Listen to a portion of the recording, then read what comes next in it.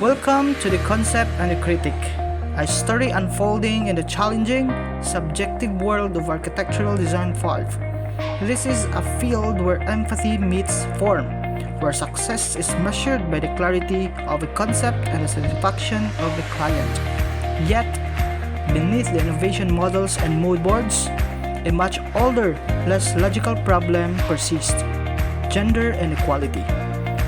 In technical and design fields like architecture, women are often overlooked.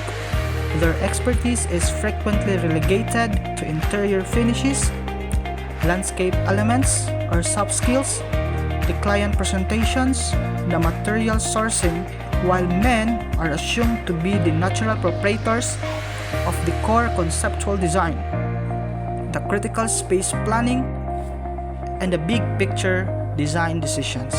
Today, we meet two teams tackling a complex final project.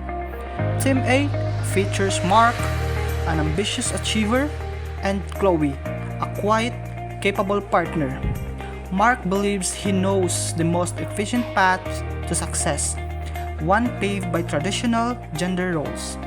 Team B consists of Jay, open to collaboration, and Sarah, a highly skilled newcomer whose practical knowledge far surpasses her peers. Their approach is guided by a simple, powerful principle: capability, not category.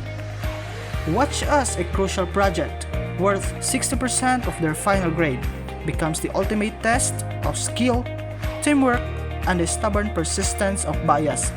Will the weight of preconceived notions determine the outcome? Or will true conceptual excellence prevail?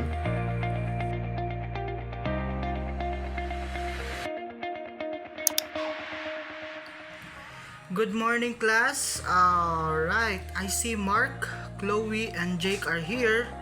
We have a new addition to our section today. Please welcome Sarah. Hi everyone, I'm Sarah. I'm looking forward to working with you all. Welcome. Alright, Sarah transferred from Mapua and has a strong background, particularly in practical clients relations and programming. Her family runs a successful bespoke residential design firm. Now, let's get to the final assignment: the conceptual design and presentation. Concept project. Perfect. Alright, this project requires you to develop the complete conceptual design package for a high-end cultural center, including site analysis, core programming, massing studies, and a final client presentation. This is 60% of your final grade, so you must be serious right here. To ensure diverse group dynamics, I'm dividing you into two groups, one man and one woman per team. Group A would be Mark and Chloe, and then for the group B would be Jake and Sarah. You have 3 weeks to work on with your project. I expect innovation, spatial logic, and compelling presentations. Do you have any questions? None so far, Professor. Chloe, I'll send you a separate link. Professor, this is exciting. Okay, Jake, let's schedule a call this afternoon.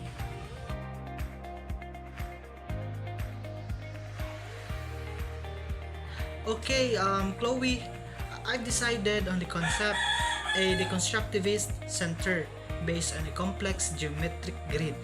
It's quite radical, but it's the only way to guarantee a top grade and secure my rank 1 spot. That sounds challenging. How do you plan to handle the programming adjacency matrix and the detailed space planning? The client brief emphasized efficient flow between the galleries and public amenities.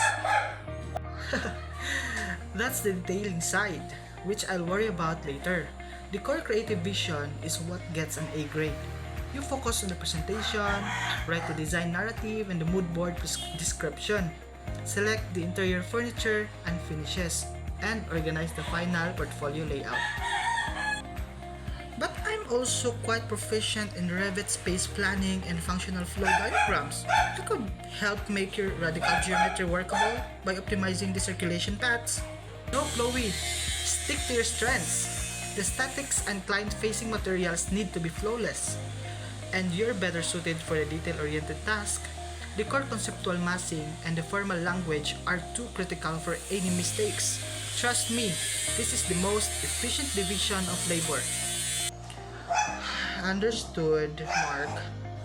I'll focus on representation and finish selections. Oh, I'm really impressed, Sarah. This concept for the Sustainable Community Hub is fantastic. The way you integrated the indoor and outdoor spaces is seamless, but I'm still figuring out the material sourcing and sustainable detailing for the facade. I can come over and help you build the physical model tomorrow if you need a hand. Thanks, Jake.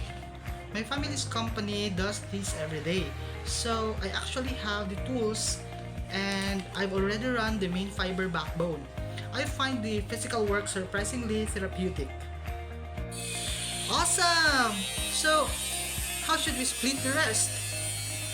Okay, here's my proposal. I'll finalize the entire conceptual design, the main massing studies, and the core spatial planning to ensure the project meets the client's needs perfectly. But I need you to lead the technical modeling and material research, do the advanced 3D modeling, and create the beautiful renderings. Also, let's collaborate on the final presentation. You take the visual storytelling and I'll handle the core design defense and programming. That sounds perfect! You're doing the heavy lifting on the conceptual clarity and client brief fulfillment, and I get to dive deep into visualization and materiality, which is my strongest suit. A real team effort. Exactly. Capability, not category. Let's ace this.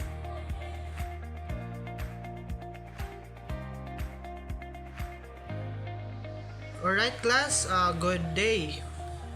Let's review the final results, Mark and Chloe.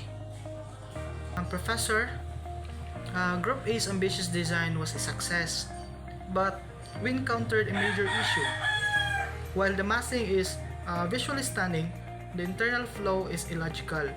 The main gallery is inaccessible from the main entrance, and the public amenities are undersized. However, the presentation board is meticulously detailed. Yeah, we included a note on optimizing the circulation paths, but we didn't have time to rerun the entire space programming to meet the client's brief. Mark, a design is judged on its functionality and response to the brief. An illogical design, however beautiful, is a failure. Group A will be receives a B negative. B negative? But my concept now, Group B, Sarah and Jake. Yeah, Professor. Our concept is fully functional, aesthetically compelling, and meets all programmatic requirements. We hit all deliverables. Jake's renderings were exceptional. We encountered a snag with the initial exterior form, but my experience with the client programming and space logic allowed us to quickly pivot to a more efficient and effective conceptual design. Yeah, it was a smooth project. Sarah's expertise meant we spent less time troubleshooting the core concept and more time refining the visual details and presentation.